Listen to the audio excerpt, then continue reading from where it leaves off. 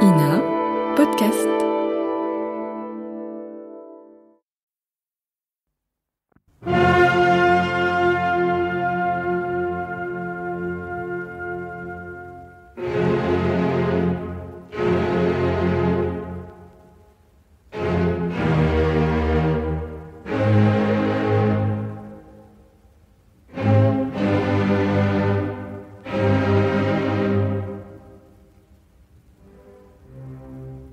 Relisons Les Misérables de Victor Hugo.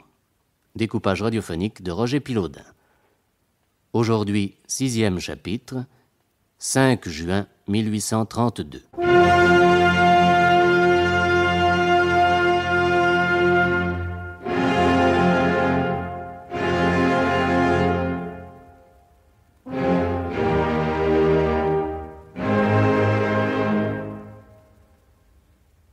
Avec dans les principaux rôles, Michel Bouquet, Enjolras, Jean Rochefort, Grantaire, Jean-Roger Caussimon, Javert, Robert Party, Courfeyrac, Marcel André, Mabeuf, Patrick Lemaître, Gavroche et Jean Vilar, Victor Hugo. Réalisation Henri Soubeyran.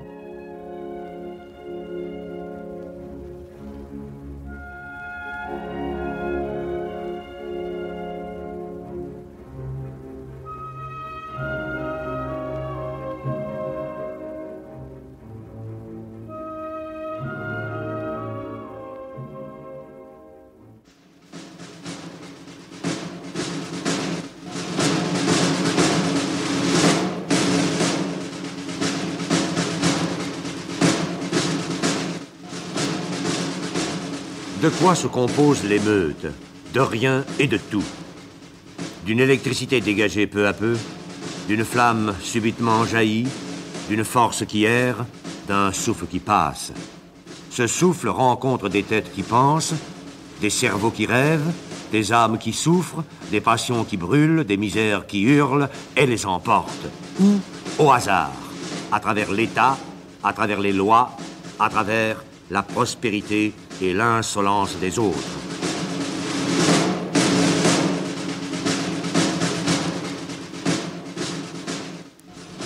Il y a l'émeute et il y a l'insurrection. Ce sont deux colères, l'une à tort, l'autre à droit. Dans les États démocratiques, les seuls fondés en justice, il arrive quelquefois que la fraction usurpe. Alors, le tout se lève et la nécessaire revendication de son droit peut aller jusqu'à la prise d'armes. Dans toutes les questions qui ressortissent à la souveraineté collective, la guerre du tout contre la fraction est insurrection. L'attaque de la fraction contre le tout est émeute. Selon que les Tuileries contiennent le roi ou contiennent la Convention, elles sont justement ou injustement attaquées.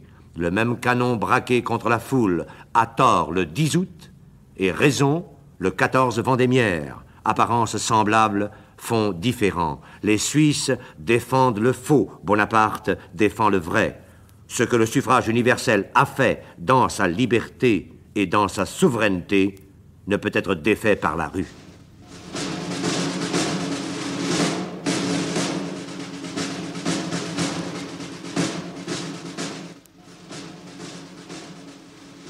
Cette explication donnée, qu'est-ce pour l'histoire que le mouvement de juin 1832? Est-ce une émeute? Est-ce une insurrection? C'est une insurrection.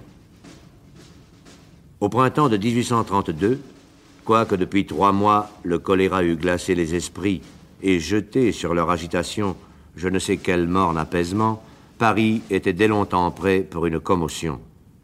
La grande ville ressemble à une pièce de canon. Quand elle est chargée, il suffit d'une étincelle qui tombe, le coup part. En juin 1832, l'étincelle fut la mort du général Lamarque.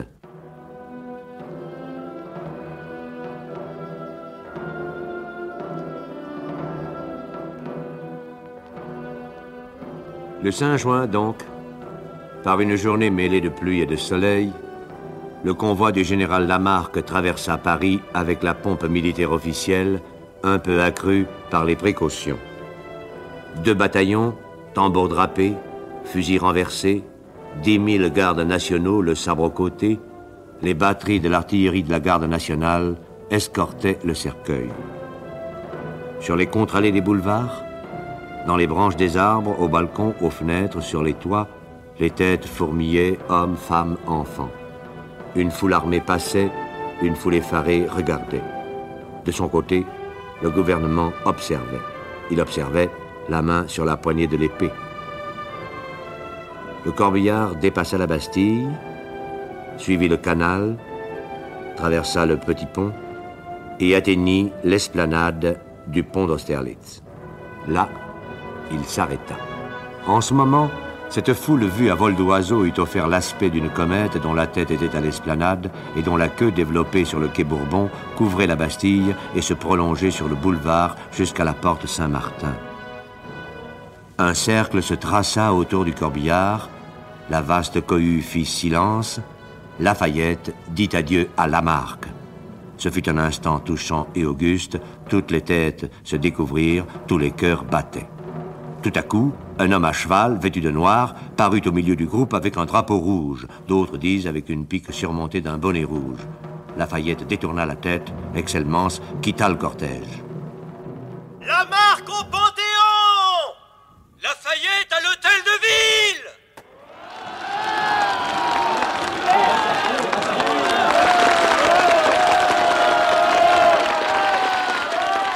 Cependant, sur la rive gauche, la cavalerie municipale s'ébranlait et venait barrer le pont. Sur la rive droite, les dragons sortaient des Célestins et se déployaient le long du quai Morland. À 200 pas du pont, ils firent halte. Le fiacre où était Lafayette chemina jusqu'à eux. Ils ouvrirent les rangs, le laissèrent passer et se refermèrent sur lui. En ce moment, les dragons et la foule se touchaient.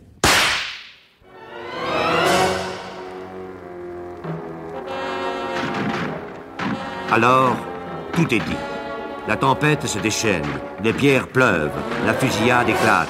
Beaucoup se précipitent au bas de la berge et passent le petit bras de la Seine, aujourd'hui comblé. Les chantiers de l'île Louviers se hérissent de combattants. On arrache des pieux, on tire des coups de pistolet, une barricade s'ébauche. Les jeunes gens refoulés passent le pont d'Austerlitz avec le corbillard, au pas de course, et chargent la garde municipale. Les carabiniers accourent, les dragons sabrent, la foule se disperse dans tous les sens, une rumeur de guerre vole aux quatre coins de Paris, on crie aux armes, on court, on culbute, on fuit, on résiste. La colère emporte l'émeute, comme le vent emporte le feu.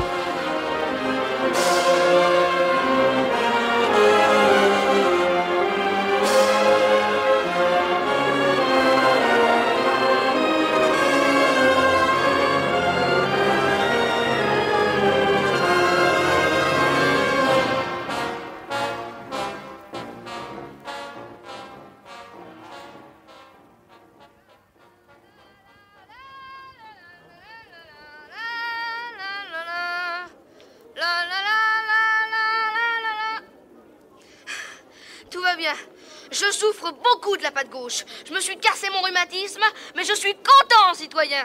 Les bourgeois n'ont qu'à bien se tenir. Je vais leur éternuer des couplets subversifs. Ha ha. Qu'est-ce que c'est que les mouchards? C'est des chiens. Nom d'unch, ne manquons pas de respect aux chiens. Avec ça, je voudrais bien en avoir un à mon pistolet. Oh, je viens du boulevard. Oh, mes amis, ça chauffe. Ça jette un petit bouillon. Ça mijote. Il est temps d'écumer le pot. En avant, les hommes. Qu'un sang impur abreuve l'océan bataillon. Je donne tous mes jours pour la patrie. Je ne reverrai plus ma concubine. Eh, Nini, c'est fini. Oui, fini. Oui, Nini. Mais c'est égal. Vive la joie. Battons-nous, crebleu. J'en ai assez du despotisme. C'était le petit Gavroche qui s'en allait en guerre. Ah ça, votre chat est donc toujours méchant. Ah, mon Dieu, les chats, vous le savez, sont naturellement l'ennemi des chiens. C'est les chiens qui se plaignent. Et le monde aussi? Pourtant, les puces de chat vont pas après le monde. Je me rappelle une année où il y avait tant de chiens qu'on a été obligé de le mettre dans les journaux. Non. C'était du temps où il y avait aux Tuileries de grands moutons qui traînaient la petite voiture du roi de Rome. Vous rappelez-vous le roi de Rome? Moi, j'aimais bien le duc de Bordeaux. Moi, j'ai connu Louis XVII. J'aime mieux Louis XVII. C'est la viande qui est chère, Madame Patagon. Ah, m'en parlez pas, la boucherie, c'est une horreur. Une horreur horrible. Les vieilles! Oh, les vieilles! Qu'est-ce que vous avez donc à parler politique? En voilà encore un scélérat. Bah, qu'est-ce qu'il a dans son mognon, un pistolet? Je vous demande un peu ce que de môme. Ça n'est pas tranquille si ça ne renverse pas l'autorité. Méchant venu-patte! Il va y avoir du malheur, c'est sûr. Il paraît qu'il y a des canons tout plein les Célestins. Comment voulez-vous que fasse le gouvernement avec des garnements qui ne savent qu'inventer pour déranger le monde, quand on commence à être un peu tranquille, après tous les malheurs qu'il y a eu? Ah, bon Dieu Seigneur, cette pauvre reine que j'ai vue passer dans la charrette. Et tout ça va encore faire renchérir le tabac. C'est une infamie. Et certainement j'irai devoir guillotiner les malfaiteurs. Ah non, mais tu enifs, ma vieille! Mouche ton promontoire! Bâtard! Ça, je m'en fiche d'une manière profonde! Je ne suis pas notaire, c'est la faute à Voltaire. Je suis petit oiseau, c'est la faute à...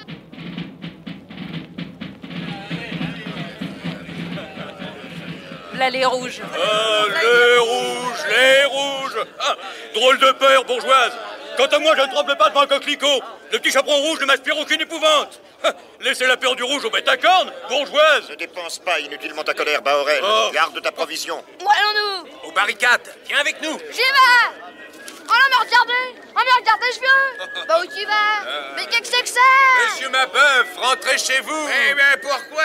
Il va y avoir du tapage. Ah, bah ça, c'est bon. Des coups de sabre, des coups de fusil, monsieur Mabeuf. Oui, c'est très bon. Des coups de canon. C'est bon. Et où allez-vous, vous autres? Nous allons flanquer le gouvernement par terre. Ah, c'est bon. Et en avant! Je ne suis pas notaire, c'est la faute à Voltaire. Je suis petit Un oiseau, attroupement c'est la faute à ne va pas où il veut. Ils dépassèrent Saint-Méry et se trouvèrent, sans trop savoir comment, rue Saint-Denis. Les Parisiens qui, aujourd'hui, en entrant dans la rue Rambuteau du côté des Halles, remarquent à leur droite, vis-à-vis la rue Mondétour, une boutique de vannier, ne se doutent guère des scènes terribles que ce même emplacement a vues il y a à peine 30 ans. C'est là qu'était la rue de la Chambrerie et le cabaret célèbre appelé Corinthe.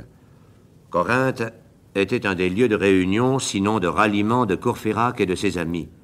Le matin du 5 juin, l'Aigle et Joly, chez qui l'Aigle demeurait plutôt qu'ailleurs, avaient retrouvé Grantaire chez Corinthe. Mère Huchelou, à boire. Oui, monsieur Massuet. Bonjour, Grantaire. Nous avons vu passer la tête du cortège, Joly et moi. C'est un spectacle merveilleux. Comme cette rue est tranquille. Qui est-ce qui se douterait que Paris est sans dessus-dessous? Ah ça, il va donc encore y avoir une révolution. Oh, cette indigence de moyens m'étonne de la part du bon Dieu. Il faut qu'à tout moment, il se remette à suifer la rainure des événements. Ça accroche, ça ne marche pas. Vite, une révolution.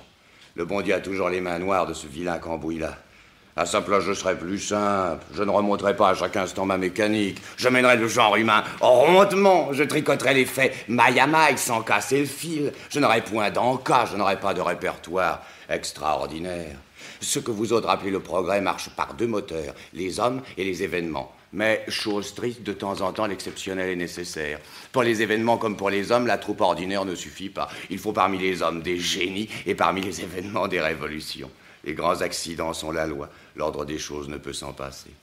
Et à voir les apparitions de comètes, on serait tenté de croire que le ciel lui-même a besoin d'acteurs en représentation. Au moment où l'on s'y attend le moins, Dieu placarde un météore sur la muraille du firmament. Quelque étoile bizarre survient, soulignée par une queue énorme. Et cela fait mourir César. Brutus lui donne un coup de couteau et Dieu un coup de comète. Crac! Voilà une aurore boréale, voilà une révolution, voilà un grand homme, 93 en grosses lettres, Napoléon en vedette, la comète de 1811 au haut de l'affiche. Oh, la belle affiche bleue, toute constellée de flamboiements inattendus. Boum, boum! Spectacle extraordinaire. Levez les yeux, badaud. Tout est échevelé, l'astre, comme le drame. Verse-moi à boire, l'Aigle. Ah. Alors ils vont se battre, tous ces imbéciles, se faire casser le profil, se massacrer en plein été au mois de prairial, quand ils pourraient s'en aller avec une créature sous le bras, respirer dans les champs l'immense tasse de thé des foins coupés. Oh, vraiment on fait trop de sottises. Il serait temps d'éclairer le genre humain. Te voilà triste, Grantaire. Triste? Ah non, pas triste. Lugubre, l'Aigle. Oh, l'affreux vieux monde. On s'y évertue, on s'y destitue, on s'y prostitue, on s'y tue, on s'y habitue. À propos de révolution, il paraît que décidément, Marius est amoureux. Sait-on de qui? Non. Non? Non, je te dis. Ah, les amours de Marius, oh, je vois ça d'ici. Marius est un brouillard, il aura trouvé une vapeur. Marius est de la race poète. Qui dit poète dit fou. Marius est sa Marie, ou sa Maria, ou sa Mariette, ou sa Marion. Cela doit faire de drôles d'amants, des extases où l'on oublie le baiser. Chaste sur la terre, mais s'accouplant dans l'infini. Ce sont des âmes qui ont des sens. Ils couchent ensemble dans les étoiles. Buvons. Que veux-tu, petit? Est-ce que c'est vous, monsieur Bossuet? C'est mon petit nom. Voilà, un grand blond sur le boulevard m'a dit: connais-tu la mère Hucheloup? J'ai dit oui, rue Chevrerie, la veuve du vieux de chez Corinthe.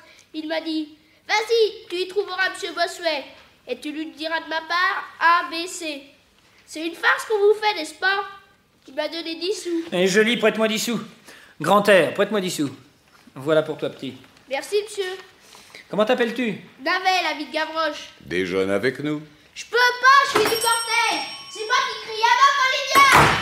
Ceci est le gamin pur. Il y a beaucoup de variétés dans le genre gamin. Le gamin notaire s'appelle Sautruisseau, le gamin cuisinier s'appelle Marmiton, le gamin boulanger s'appelle Mitron, le gamin laquais s'appelle Groom, le gamin marin s'appelle Mousse, le gamin soldat s'appelle Tapin, le gamin peintre s'appelle Rapin, le gamin négociant s'appelle Trottin, le gamin courtisan s'appelle Menin, le gamin roi s'appelle Dauphin, le gamin dieu s'appelle Bambino. ABC, c'est-à-dire enterrement de la marque. Le grand blond, c'est Enjolras qui te fait avertir. Irons-nous? Il pleut. J'ai juré d'aller au feu, pas à l'eau. Oh, je reste ici. Je préfère un déjeuner à un corbillard. Eh bien, buvons alors. D'ailleurs, on peut manquer l'enterrement sans manquer l'émeute. Ah, ça, l'émeute, j'en suis.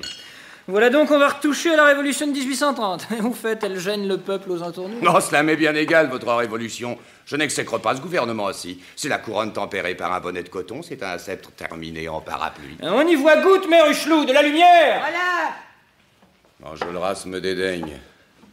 Enjolras a dit: Joly est malade, Grantaire est ivre. C'est à Bossuet qu'il a envoyé Navet. S'il était venu me prendre, je l'aurais suivi. Oh, tant pis pour Enjolras, je n'irai pas à son enterrement. Allons, qu'on ouvre les portes du palais, que tout le monde soit de l'Académie française et ait le droit d'embrasser Madame Hucheloup. Buvons.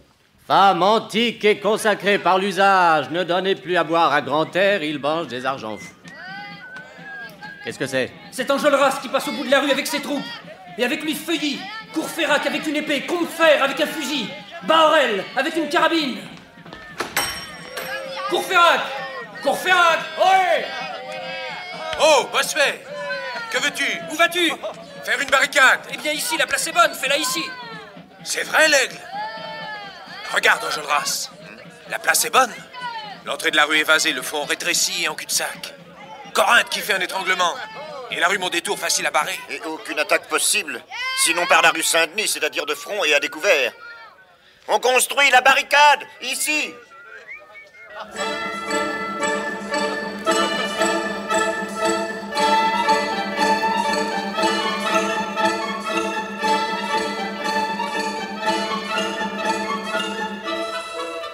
En quelques minutes, 20 barres de fer étaient arrachées de la devanture grillée du cabaret, 10 toises de rue étaient dépavées. Gavroche et Bahorel avaient saisi au passage et renversé le haquet d'un fabricant de chaux. Ce haquet contenait 3 barriques pleines de chaux qu'ils avaient placées sous des piles de pavés. Enjolras avait levé la trappe de la cave et toutes les futailles vides de la veuve Hucheloup étaient allées flanquer les barriques de chaux. Des poutres d'étai avaient été arrachées à la façade d'une maison voisine et couchées sur les futailles. La moitié de la rue fut bientôt barrée d'un rempart plus haut qu'un homme. Rien n'est tel que la main populaire pour bâtir tout ce qui se bâtit en démolissant. Camarades, nous renverserons le gouvernement. Vrai comme il est vrai qu'il existe 15 acides intermédiaires entre l'acide margarique et l'acide formique. Du reste, cela m'est parfaitement égal. Messieurs... Et toi, futaille! Grantaire, va t'en cuver ton vin hors d'ici. C'est la place de l'ivresse, et non de l'ivrognerie. Ne déshonore pas la barricade. Tu sais que je crois en toi, Enjolras. Va-t'en. Laisse-moi dormir ici. Va dormir ailleurs. Laisse-moi y dormir jusqu'à ce que j'y meure. Grantaire, tu es incapable de croire, de penser, de vouloir, de vivre et de mourir. Tu verras. Hardy, encore des pavés, encore des tonneaux, encore des machins. Eh ben, qu'il y en a. Oh mon Dieu! Est-ce que vous allez me mettre aussi cette table-là dans votre horreur? Mais Huchelou, ne vous plaignez-vous pas l'autre jour quand vous avez signifié procès-verbal et mise en contravention parce que Giblotte avait secoué un tapis de lit par votre fenêtre? Mais oui, mon bon monsieur Courfeyrac. Et même que pour le tapis, et aussi pour un pot de fleurs qui était tombé de la mansarde dans la rue, le gouvernement m'a pris 100 francs d'amende. Si c'est pas une abomination. Eh bien, mes Huchelou, nous vous vengerons! Mon Dieu, c'est la fin du monde. Brisez tous les réverbères. Une tête plâtra pour me boucher ce trou-là. C'est tout petit, votre barricade. Il faut que ça monte. Mettez-y tout. Flanquez-y tout. Fichez-y tout. Cassez la maison. Et battez, plein une porte vitrée. Une porte vitrée? Qu'est-ce que tu veux qu'on fasse d'une porte vitrée, tubercule? Hercule vous-même. Une porte vitrée dans une barricade. C'est excellent. Ça n'empêche pas de l'attaquer, mais ça gêne pour la prendre. Vous n'avez donc jamais chipé des pommes par-dessus un mur où il y avait des culs de bouteille? Une porte vitrée, ça coupe les corps aux pieds de la garde nationale quand elle veut monter sur la barricade. Eh pardi, le verre est traître. Ah ça, vous n'avez pas une imagination effrénée, mes camarades. Bravo, bravissimo. Bon, maintenant, je voudrais bien un fusil, moi. Un fusil à toi? Eh ben, pourquoi pas? J'en ai déjà eu un en 1830 quand on s'est disputé avec Charles X. Quand il y en aura pour les hommes, on en donnera aux enfants. Si tu es tué avant moi, je te prends le tien. Gamin. Blanc-bec.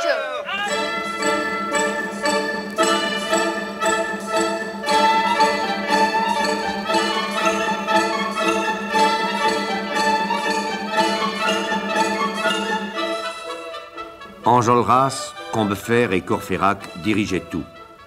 Maintenant, 2 barricades se construisaient en même temps, toutes deux appuyées à la maison de Corinthe et faisant équerre.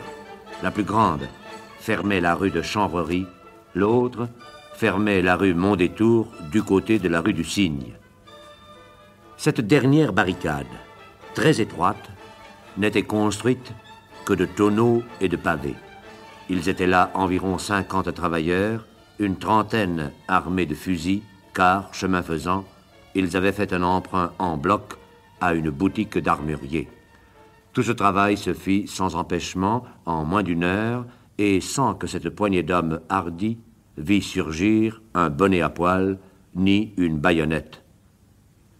Les 2 barricades terminées, le drapeau arboré, on traîna une table hors du cabaret, et Courfeyrac monta sur la table. Enjolras apporta un coffre carré, et Courfeyrac l'ouvrit. Ce coffre était rempli de cartouches, et il y eut un tressaillement parmi les plus braves et un moment de silence. Courfeyrac les distribua en souriant. Chacun reçut 30 cartouches. Beaucoup avaient de la poudre et se mirent à en faire d'autres avec des balles qu'on fondait. Quant au baril de poudre, il était sur une table à part près de la porte et on le réserva.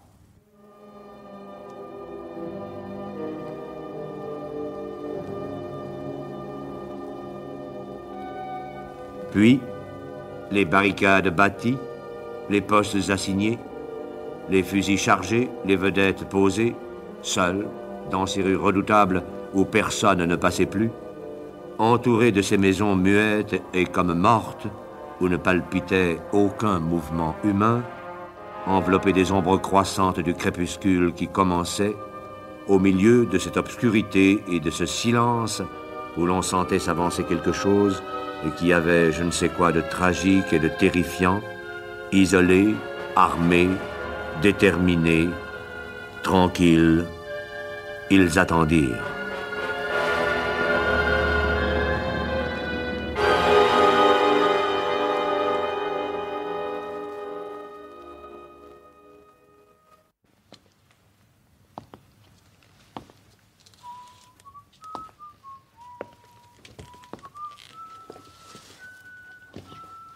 Vous rappelez-vous notre douce vie, lorsque nous étions si jeunes, tous deux, et que nous n'avions au cœur d'autre envie que d'être bien mis et d'être amoureux. Lorsqu'en ajoutant votre âge à mon âge, nous ne comptions pas à 40 ans, et que, dans notre humble et petit ménage, tout, même l'hiver, nous était printemps.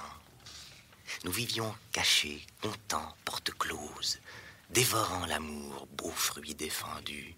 Ma bouche n'avait pas dit une chose que déjà ton cœur avait répondu. Ô place Maubert, ô place Dauphine, quand dans le taudis frais et printanier tu tirais ton bas sur ta jambe fine, je voyais un astre au fond du grenier. Et qui donc pourrait perdre la mémoire de ces temps d'aurore et de firmament, de rubans, de fleurs, de gaz et de moire, où l'amour bégaye un argot charmant, et ces grands malheurs qui nous faisaient rire, ton manchon brûlé, ton bas perdu, et ce cher portrait du divin Shakespeare qu'un soir, pour souper, nous avons vendu. Te rappelles-tu nos bonheurs sans nombre et tous ces fichus changés en chiffons?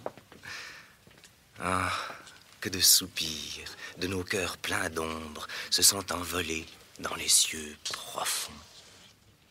Hé, venez par ici. J'ai une communication à vous faire. Importante.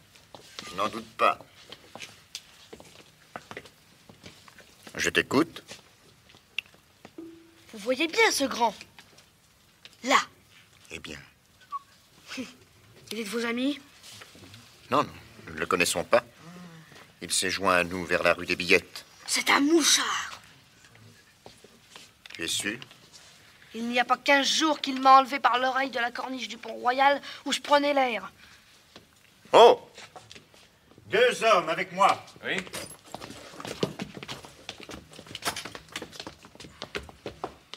Qui êtes-vous? Je vois ce que c'est. Eh bien, oui. Vous êtes mouchard? Je suis agent de l'autorité. Vous vous appelez? Javert. Ligotez-le et fouillez-le. Pas d'armes? Non. Une montre? Une bourse? Laissez-les lui. Une carte et un papier. Donnez.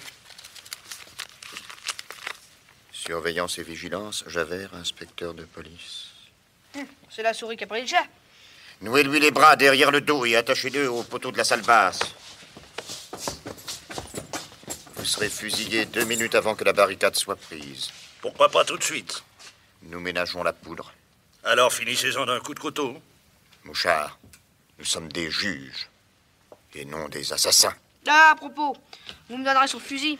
Je vous laisse le musicien, mais je veux la clarinette. Toi, Gavroche, sors des barricades. Glisse-toi le long des maisons, va un peu partout par les rues et reviens me dire ce qui se passe. J'y vais. Oui.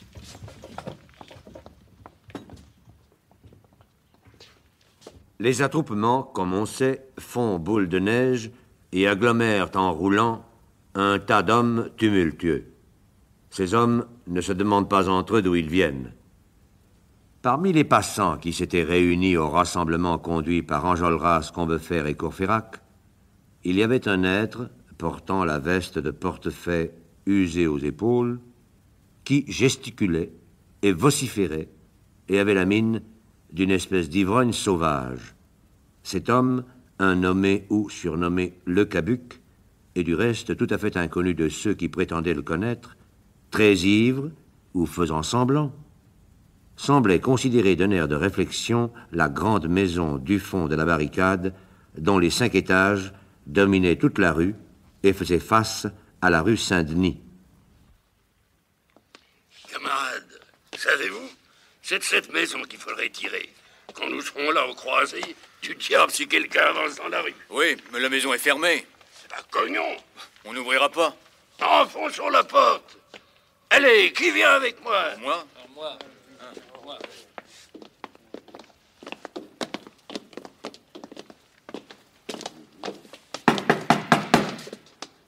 Oh, y a-t-il quelqu'un ici? Si vous n'entendez pas le marteau, Peut-être entendrez-vous ma crosse. Oh, tes coups de crosse ébranlent toute la maison, mais la porte est une vraie poterne de Bastille. Oui, bah c'est ce qu'on va voir. Oh, ça bouge. Où ça? À la lucarne du 3e étage. Une chandelle. Un vieux bonhomme, le portier sans doute. Messieurs, que désirez-vous? Où? Messieurs, cela ne se peut pas. Ouvre toujours. Impossible, messieurs. Oui ou non? Veux-tu ouvrir? Tu ne vas pas tirer sur ce vieux. Oui ou non? Non, messieurs. Tu dis non? Je dis non, mais bon. Qu'est-ce que c'est? Qu'est-ce qu'il y a? Ah voilà, il a son compte. À genoux. Qui? Moi? Oui, toi. À genoux. Recueille-toi, prie ou pense. Tu as 1 minute. Grâce. Grâce.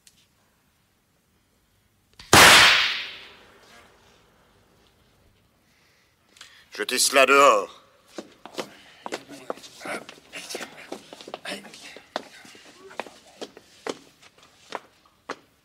Citoyens, ce que cet homme a fait est effroyable. Et ce que j'ai fait est horrible. Il a tué. C'est pourquoi je l'ai tué. J'ai dû le faire. Car l'insurrection doit avoir sa discipline. L'assassinat est encore plus un crime ici qu'ailleurs. Nous sommes sous le regard de la Révolution, nous sommes les prêtres de la République. Nous sommes les hosties du devoir. Il ne faut pas qu'on puisse calomnier notre combat. J'ai donc jugé et condamné à mort cet homme. Quant à moi, contraint de faire ce que j'ai fait, m'élaborant, je me suis jugé aussi. Et vous verrez, tout à l'heure, à quoi je me suis condamné. Nous partagerons ton sort, Enjolras. Encore un mot. En exécutant cet homme, j'ai obéi à la nécessité. Mais la nécessité est un monstre du vieux monde. La nécessité s'appelle fatalité. Or, la loi du progrès, c'est que les monstres disparaissent devant les anges et que la fatalité s'évanouisse devant la fraternité. C'est un mauvais moment pour prononcer le mot amour. N'importe. Je le prononce et je le glorifie. Amour, tu as l'avenir. Mort, je me sers de toi, mais je te hais. Citoyen, il n'y aura dans l'avenir ni ténèbres, ni coups de foudre, ni ignorance féroce, ni talion sanglant. Comme il n'y aura plus de Satan, il n'y aura plus de Michel. Dans l'avenir, personne ne tuera personne. La terre rayonnera. Le genre humain aimera. Il viendra, citoyen, ce jour où tout sera concorde, harmonie, lumière, joie et vie. Il viendra. Et c'est pour qu'il vienne que nous allons mourir.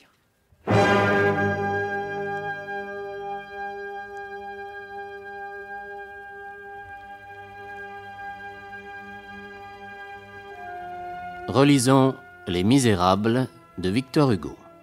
C'était aujourd'hui le 6e chapitre, 5 juin 1832. Découpage radiophonique de Roger Pilaudin. Avec Michel Bouquet, Enjolras, Jean Rochefort, Grantaire, Jean-Roger Cossimon, Javert, Robert Party, Courfeyrac, Marcel André, Mabeuf, Patrick Lemaître, Gavroche. Avec Roger Pelletier, Patrice Galbaud, Roger Bray, Philippe Lodenbach, Louis Perdoux, Claude Harlet, le petit Georges Bodat, Geneviève Morel, Suzanne Stanley, Nelly Delmas. Et dans le rôle de Victor Hugo, Jean Villard. Chef opérateur du son, Jean Jusforgue. Collaboration technique, Claude Oberlé. Bruitage, Jean Berriac. Assistante, Suzanne David. Réalisation, Henri Soubéran.